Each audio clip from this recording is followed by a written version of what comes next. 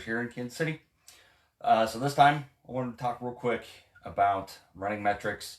Kind of did a little talk about that last week and doing some more videos on that, especially as we move into the off season. We're all going indoors, not at the time of this recording in November of 2020 are we necessarily training for races specifically, but we're looking at Ironman Tulsa, Ironman Texas, crossing our fingers that early spring races happen. So now in the off season is really time to focus on the core of the fundamentals of making sure that your form and your efficiency is on point, your bike fits, and then running assessments and checking your form on that. So this is where all those running metrics, the videos I did before about, you can use a Garmin Run Pod, and I use Garmin specifically, or you can use one of the HRM straps that are specifically that record those metrics for running metrics. So make sure you have one of those, and you've got a Garmin that works with.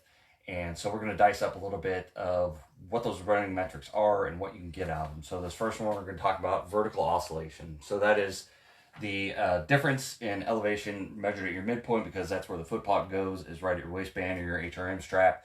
But it's going from your midline, your waistline, and that is how far you go up and down during your movements when you're running. So that tells you how much bob you've got. So the more that you're doing, the probably not as efficient your run form is going to be, because you're losing a lot of time going very high up and going harder down. You have more impact force when you're going down. So you need to make sure that you're paying attention to that. So you're measuring the bounce in each step. You don't want to be super bouncy, but you don't want any no bounce whatsoever, and that's pretty much not exactly possible, but you're going to have a little bit.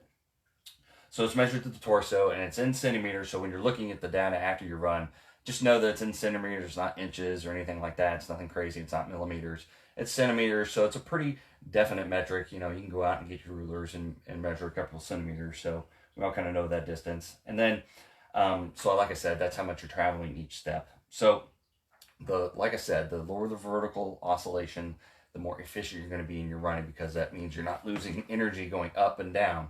Now, there's going to be ground contact time, so that's the amount of time that you actually spend with your feet on the ground as you're going through your running motion. So we're going to talk about that a little bit later, but that also kind of plays into vertical oscillation. You're spending a lot of time on the ground, you're going to have probably a lower dip as you go in your running form, and then you pop back up as you go off your, push off your back foot. So just make sure you're paying attention to that. More experienced runners tend to have lower vertical oscillation. So if you look at the runners that are more economical, you got Tim O'Donnell out there, you got Matt Hansen, Lionel Sanders. I wouldn't call him exactly economical, but you can kind of see where he's at in his run form. Marina Carefree, I like how she runs. She's pretty economical. So when you're looking, their heads shouldn't bob as much when they're running. Your head and your shoulder are kind of at the same height, and you're doing all the work with the legs.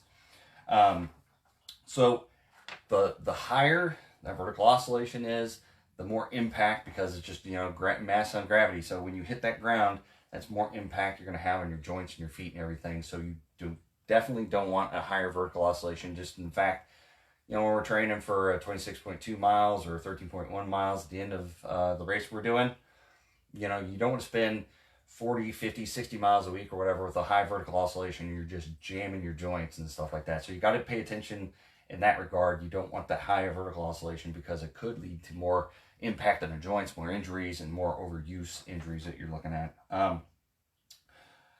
The key is to get gravity working for you. So with that, you want gravity to be a positive factor. You don't want to be high vertical oscillation and then it slams you to the ground because you've got body weight coming down and you've got a further distance to cover. But when you're using a proper run form and you're leaning at the ankles, you're letting gravity do the work for you. So your legs are staying underneath you and keeping you from falling forward. So that way you're not standing more upright and then you're doing more bouncing, you're leaning forward. So again, not done videos on, I won't try to not dive too deep into it on run form and trying to be most economical as possible. But I'm just kind of diving into it just a little bit. So I bring this all up, I want to go over run form and talk about that for a little bit, because, and the run dynamics, because you can use this data. It's important stuff. I kind of look at it for my athletes. If they've got that kind of information, if they're recording it with their data, I can see it in Training Peaks. It all comes through. I can dive into their Garmin account if they give me access. So I can see this. If they come to me and they're like, oh, my legs are just worn out on my long run, Well, that's the first place I can start looking at ground contact time, start looking at vertical oscillation, all these other factors. And then there's going to be a balance of vertical oscillation between sides of the body and side contact time. If you're spending more time on one side than the other, that's telling me maybe there's a hitch in your giddy up, something need to be addressed. Your economics and your run form just need something looked at.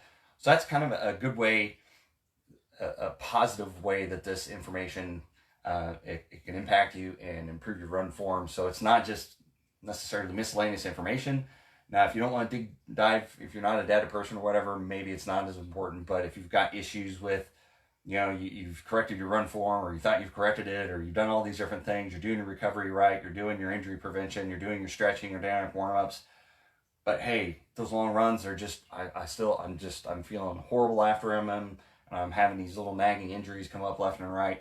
Maybe this is a good way. You get this run information, the run dynamics from your foot pod or from your HRM strap, and you can kind of dig into seeing, maybe I'm spending way too much time, I'm going, a high distance, and we could dive into it later if you got questions of kind of what's excessive and what's not excessive. There's just different ranges and stuff, and everybody's different and unique. But main story is vertical oscillation on your run dynamics. It does serve a purpose. You could look at it and it'll tell you a little bit more. It'll dig a little bit deeper than the surface of just looking at somebody running. It actually tells you a story of, maybe if you're doing your threshold sets, you got too much vertical oscillation going on. Maybe if you're doing your slow, long runs, you don't have enough vertical oscillation. You're just not getting off the ground or something like that. So there's stories to be told for each kind of run, and this information will help you out. So I just want to kind of dive a little bit deeper on the run dynamics, and this time we're talking about vertical oscillation. So if you have any questions or anything, put them in the comments. I know this is very high level, very quick on the Facebook Lives. I don't like to spend too much time in here talking about this, the information. But if you got more questions, more comments, put them in the comments, and I'll get back to you. Happy training out there.